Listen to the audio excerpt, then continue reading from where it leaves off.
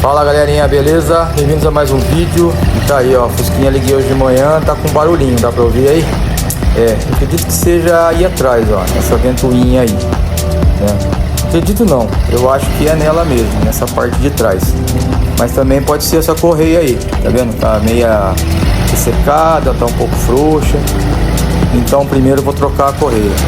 A importância de trocar essa correia, de ter uma reserva sempre, é porque se ela quebrar, o alternador para, mas também para a refrigeração do carro.